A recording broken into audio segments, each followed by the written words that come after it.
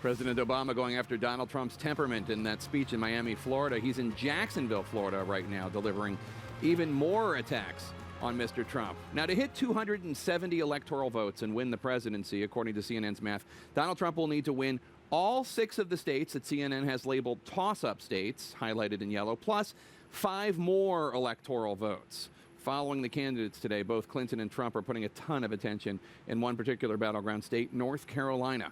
CNN political director David Chalian joining me at the Magic Wall. David, give us the scenarios. What is the path to 270 if Trump wins North Carolina versus Clinton's path? Let's start with what you just said, Jake, which is giving Donald Trump all the remaining battleground states, Nevada, Utah, Arizona, Florida, Ohio, and as you're saying, North Carolina. That still has him short. Remember, if he could flip a state like New Hampshire and then maybe get that congressional district up in Maine, he might be able to get to 270 that way.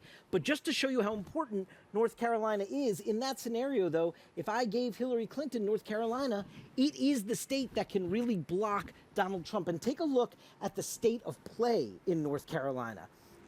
As you know, the candidates have been there nonstop since the conventions. Donald Trump's made 10 visits, Hillary Clinton 7 visits, and our latest poll of polls in North Carolina shows a slight edge for Hillary Clinton, 46% to 42%. That's an average of about the last 5 reputable polls in the state.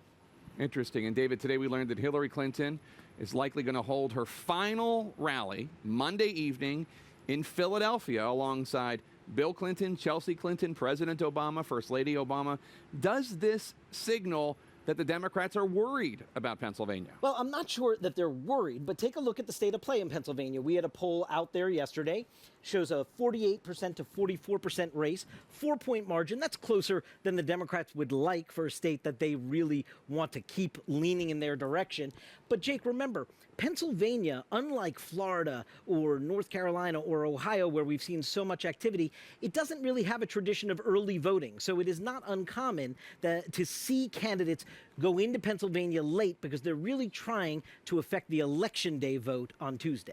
Also, a lot of bang for your buck in Philadelphia. You need to win Philly and the outlying suburbs, and you can win the state. David, Utah is another state that we're keeping a close eye on with independent candidate Evan McMullin getting a significant share of the vote there, according to polls. Yeah, brand new poll from Monmouth University today in Utah, and look at this.